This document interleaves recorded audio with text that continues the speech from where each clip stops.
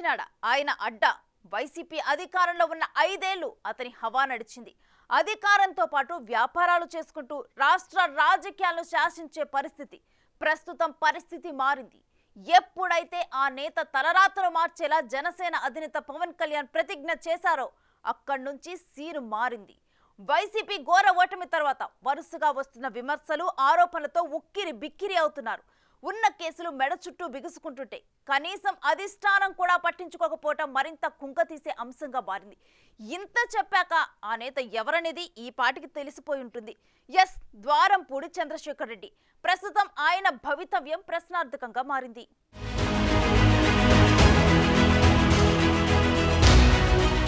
ద్వారంపూడి చంద్రశేఖర్ రెడ్డి ఈ పేరు చెబితే టక్కున కాకినాడ పేరు గుర్తుకొస్తుంది. ఓ రకంగా ఆ నగరాన్ని ఆయన అడ్డాగా మార్చుకున్నారు. వైసీపీలో కీలక నేతగా వ్యవహరిస్తూ పలు వ్యాపారాలు చేశారు. అయితే ద్వారంపూడి చేసిన వ్యాపారాలు ఇల్లీగల్ అనే వార్తలు గుప్పుమనటమే కాదు, చాలా చోట్ల కేసులు కూడా నమోదయ్యాయి. నాడు ప్రభుత్వం అండతో తప్పించుకున్న ద్వారంపూడికి ప్రస్తుతం అన్ని ద్వారాలు మూసుకుపోయే పరిస్థితి నెలకొంది. వరుసగా కేసులు నమోదు, వివాదాలు, ఆరోపణలు నేపథ్యంలో సదరు నేత ఉక్కిరిబిక్కిరవుతున్నారంటూ ప్రచారం సాగుతోంది.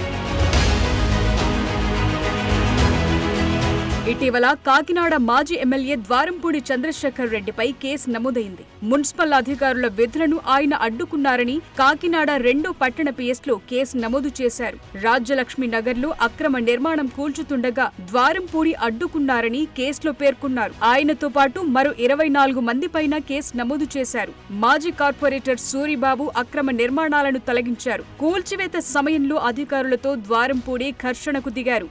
గతంలో అన్ని తానై వ్యవహరించిన నేత ఇలాంటి ఎన్నో కేసుల్లో నిందితుడిగా చేరటంతో ద్వారంపూడి అనుచరులు కూడా ఆందోళనకు గురవుతున్నట్లు సమాచారం. మరోవైపు రేషన్ బియ్యం స్కామ్ ను ఏపీ ప్రభుత్వం సీరియస్ గా తీసుకుంది. ఈ స్కామ్ లో కాకినాడ సిటీ వైసీపీ మాజీ ఎమ్మెల్యే ద్వారంపూడికి ఉచ్చు బిగుస్తోంది. పౌర సరఫరాల శాఖ మంత్రి నాదెండ్ల మనోహర్ కాకినాడలో మకాం వేసి వరుసగా తనిఖీలు నిర్వహించారు. సిటీతో పాటు పోర్టులో స్వయంగా మంత్రి నాదెండ్ల తనిఖీలు చేశారు. కాకినాడ పోర్టులో అశోక్ ఇంటర్నేషనల్ H1 గోడౌన్లలో భారీగా రేషన్ బియ్యం గుర్తించారు. ఆ బియ్యాన్ని ఆఫ్రికాకు తరలించేందుకు ఏర్పాట్లు చేస్తున్నట్లు సమాచారం అందుకుని అధికారులు 2 గోడౌన్లు సీజ్ చేశారు. రేషన్ బియ్యం అక్రమ రవాణా అంతా ద్వారంపూడి ఫ్యామిలీ కనుసన్నల్లో జరిగిందంటూ ఆరోపణలు వెల్లువెత్తుతున్నాయి. కాకినాడ పోర్టును ద్వారంపూడి తన అక్రమాలకు అడ్డాగా మార్చుకున్నాడని మంత్రి నాదెండ్ల మనోహర్ ఆరోపించారు.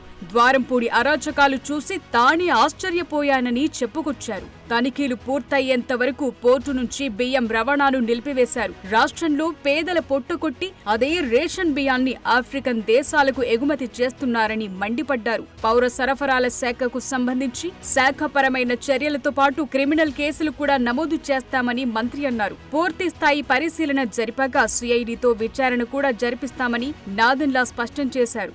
వీళ్ళు ఈ విధంగా ఇక్కడ నుంచి ఎక్స్పోర్ట్ చేస్తుంటే వెళ్తే ఈరోజు యాంకరేజ్ పోర్ట్ నేనే ఆశ్చర్యపోయాను. మొట్టమొదటిసారి ఇక్కడికి వస్తున్నాను. విన్నాను ఇన్ని సంవత్సరాల నుంచి యాంకరేజ్ పోర్ట్ గురించి, ఏ విధంగా ఈ ద్వారంపూడి కుటుంబం మొత్తం కాకినాడ పోర్ట్ని కబ్జా చేసి అడ్డాగా చేసి యాంకరేజ్ పోర్ట్ని ఉపయోగిస్తున్నారు అనేది పుంకాలుగా మనం మీడియా సోదరుల ద్వారా చదువుతూనే ఉన్నాం, చూస్తూనే ఉన్నాం. కానీ ఈరోజు మేము సందర్శించినప్పుడు ప్రధానంగా అశోక ఒకటి, తర్వాత H1 ఒకటి, ఈ రెండింటిలో కూడా తనిఖీలు చేసినప్పుడు పబ్లిక్ డిస్ట్రిబ్యూషన్ సిస్టంలో ఉండాల్సిన బియ్యం ఇక్కడ ఆధారాలతో సహా మాకు దొరికింది. సో 2800 మెట్రిక్ టన్నులు అశోకాలో అయితే H1లో 2500 మెట్రిక్ టన్నులు, అంటే 5300 మెట్రిక్ టన్నులు ఈరోజు ఉదయం ఈ తనిఖీలో మేము సీజ్ చేశాం. పోర్టు అధికారి గారికి కూడా నేను రిక్వెస్ట్ చేశాను, షిప్పింగ్ మొత్తం ఆపేయమని. వైసీపీ మాజీ ఎమ్మెల్యే ద్వారంపూడి చంద్రశేఖర్ రెడ్డి ఓ దళిత మహిళతో అక్రమ సంబంధంలో ఉన్నారని జనసేన నేత బొలిశెట్టి సత్యనారాయణ షాకింగ్ కామెంట్స్ చేశారు. దళిత మహిళకు పుట్టిన బిడ్డను ద్వారంపూడి ఒళ్లు కూర్చోబెట్టుకుని తలనీలాలు కూడా తీయించారని ఆరోపించారు. తనకు గుర్తింపు కావాలని ఆమె ప్రశ్నించడంతో వేధింపులకు గురి చేస్తున్నారని తెలిపారు. ఇంటి బయట 28 కెమెరాలు పెట్టి కారులో సైతం ట్రాకింగ్ డివైజ్లు పెట్టారని చెప్తున్నారు. ఇది రాజకీయ అంశంలాగా కాకుండా ఓ మహిళకు జరుగుతున్న అన్యాయంపై మాట్లాడుతున్నామన్నారు బొలిశెట్టి. జనసేన ఆమెకు అండగా ఉంటుందని హామీ ఇచ్చారు. ద్వారంపూడి చంద్రశేఖర్ రెడ్డి అన్న అతను ఒక దళిత మహిళతో అక్రమ సంబంధంలో ఉన్నారు. సహజీవనం మరి అది కరెక్టో తప్పో పక్కన పెడితే ఆమెకు గర్భవతి అయినప్పుడు ఆమెను తీసుకెళ్ళి స్కానింగ్ చేయించి మగబిడ్డ ఆడబిడ్డ తెలుసుకొని ఉంచాలని చెప్పేసి స్కానింగ్ చేయించిన విషయం, అలాగే ఆమెకు డెలివరీ ఎక్కడైంది, ఎప్పుడైంది, ఆ తర్వాత పుట్టిన బిడ్డకి తలనీలాలు ఈయన ఒళ్ళో కూర్చోబెట్టుకుని తిరుపతిలో తీసిన విషయాలు, ఆ తర్వాత గత సంవత్సరంగా ఆమెని విపరీతంగా బెదిరింపులు. ఎందుకంటే ఆమె పబ్లిక్గా నాకు నా లైఫ్ నాకు కావాలి, నాకు గుర్తింపు కావాలి, నేను నీ భారీగా ఉండాలి అంటే అది కుదరదు, నువ్వు మూలన ఉండాలా అన్న పద్ధతిలో ఆయన చేస్తున్న వ్యవహారం. ఇంటి బయట 28 కెమెరాలు పెట్టి ఆమెను ఇంట్లోంచి బయటకు రానివ్వకుండా గృహ నిర్బంధం చేయడం, అలాగే కారులోని డివైసులు పెట్టి ఆవిడ ఎక్కడికి వెళ్తుందో ట్రాక్ చేయడం, ఆవిడ ఎట్టి పరిస్థితుల్లో ఎవరికి ఈ విషయాన్ని చెప్పకుండా ఉండేటట్టు చేయడానికి ఆయన చేస్తున్న ప్రయత్నాలు తెలుసు. ఒక మహిళ తన హక్కు గురించి, తన బిడ్డ భవిష్యత్తు గురించి బాధపడుతుంది కాబట్టి ఇది నేను పొలిటికల్గా తీసుకోలేదు. ఇది ఆ మహిళ తరపునే నేను జనసేన పార్టీ ఆమెకు అండగా ఉంటుంది. నేను మీడియా ద్వారా చెప్పడం జరుగుతుంది. జనసేన పార్టీ ఏ మహిళకైనా అన్యాయం జరిగితే తప్పకుండా అండగా ఉంటామమ్మా. కాకినాడలో ద్వారంపూడి పతనాన్ని ఆయనే రాసుకున్నారని రాజకీయ నిపుణులు అభిప్రాయం వ్యక్తం చేస్తున్నారు. జనసేన అధినేత పవన్ కళ్యాణ్ పై తీవ్ర స్థాయిలో విమర్శలు చేయడంతో పాటు కొన్ని సందర్భాల్లో జన సైనికులపైన దాడులు చేయించారనే వార్తలు వినిపించాయి. అంతేకాదు ఓ అడుగు ముందుకేసిన మాజీ ఎమ్మెల్యే పిఠాపురంలో పవన్ కళ్యాణ్ ను ఓడించి తీరుతామని ఛాలెంజ్ చేశారు. ఒక రాజకీయ పార్టీ అధ్యక్షుడిగా ఎక్కడి నుంచి పోటీ చేయాలో నిర్ణయం తీసుకునే అధికారం పవన్ కళ్యాణ్ కు లేదని విమర్శలు గుప్పించారు. ఎమ్మెల్యేగా పోటీ చేయాలంటే చంద్రబాబు టిక్ పెట్టాలని, ఎంపీగా పోటీ చేయాలంటే అమిత్ షా టిక్ పెట్టాలని ఎద్దేవా చేశారు. ఓ పార్టీకి అధ్యక్షుడిగా ఉండి పవన్ కళ్యాణ్ కి ఈ కర్మెంటని ప్రశ్నించారు. అంతేకాదు ఏపీ ప్రజలు రెడ్లనే ఎంపీలు ఎమ్మెల్యేలుగా గెలిపించాలని అనుకుంటున్నారంటూ ద్వారంపూడి చేసిన వ్యాఖ్యలు అప్పట్లో సంచలనంగా మారాయి. నేను 2 చోట్ల 3 సార్లు పోటీ చేస్తే 2 సార్లు ఎమ్మెల్యే అయ్యాను. నువ్వు 2 చోట్ల పోటీ చేస్తే 2 చోట్ల ఓడిపోయిన వాడు. నువ్వు వచ్చి నా స్థాయికి నువ్వు విమర్శించే పరిస్థితి కదా. నువ్వు పవన్ కళ్యాణ్ అయితే ఉండొచ్చు, నువ్వు సినిమాటర్ అయితే ఉండొచ్చు, పొలిటికల్గా నువ్వు జీరో.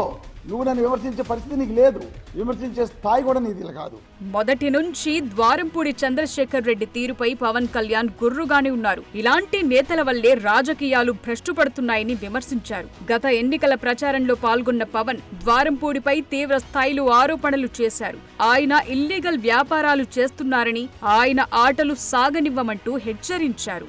ద్వారంపూడిని అధపాతాళానికి తొక్కేస్తానని, లేకుంటే పేరు మార్చుకుంటానంటూ తీవ్ర స్థాయిలో వ్యాఖ్యలు చేశారు పవన్. అలాగే ద్వారంపూడి చంద్రశేఖర్ రెడ్డి, నీ రోజులు దగ్గర పడ్డాయి, లెక్కెట్టుకో. నువ్వు బలిసి కొట్టుకుంటున్నావు. నువ్వు డబ్బులు ఎక్కువై, నేను చెప్తున్నాను, సభాముఖంగా నువ్వు నన్ను టీవీలో చూస్తున్నావనే చెప్తున్నాను. మీ నాయకుడు కూడా క్లిప్పింగ్ కట్ చేసి పంపించుకో. నీ క్రిమినల్ ఎంపైర్ని కూలమట్టం చేస్తాం. జనసేన, జన సైనికులు, ఆడపడుచులు, వీర మహిళలు, నేనే దగ్గరుండి నీ క్రిమినల్ ఎంపైర్ని నేలమట్టం చేసి మీ జగన్మోహన్ రెడ్డిని రోడ్డు మీదకి తీసుకొస్తాం. వైసీపీ అధికారంలో ఉండగా ద్వారంపూడి చాలా అంశాల్లో అవినీతికి పాల్పడ్డారంటూ ఆరోపణలున్నాయి. ముఖ్యంగా ప్రభుత్వం పేదలకు అందిస్తోన్న బియ్యాన్ని సముద్ర మార్గం గుండా ఆఫ్రికన్ దేశాలకు ఎక్స్పోర్ట్ చేస్తూ కోట్లు గడిస్తున్నారని అప్పట్లో ప్రతిపక్షాలు విమర్శించాయి. అధికారంతో పాటు అంగబలం ఉన్న చంద్రశేఖర్ రెడ్డి గత ప్రభుత్వ హయాంలో తనపై ఎలాంటి కేసులు లేకుండా జాగ్రత్త పడ్డారు. ఇప్పుడు సీన్ మారింది. కూటమి ప్రభుత్వం అధికారంలోకి వచ్చాక వస్తోన్న ఆరోపణలు, నమోదవుతోన్న కేసులతో సదరు నేత ఏం చెయ్యాలో తెలియని స్థితిలో ఉన్నారట. పోనీ అధిష్టానం నుంచి తనకు ఏదైనా సహాయం అందుతుందని ఆశించిన ద్వారంపూడి విషయంలో జగన్ అంటిముట్టనట్లుగా ఉంటున్నారని ఆ పార్టీ నేతలే చెప్పుకుంటున్నారు. భవిష్యత్తులో ఆయన మరిన్ని ఆరోపణలు ఎదుర్కొనే అవకాశాలు లేకపోలేదని రాజకీయ వర్గాలు చర్చించుకుంటున్నాయి.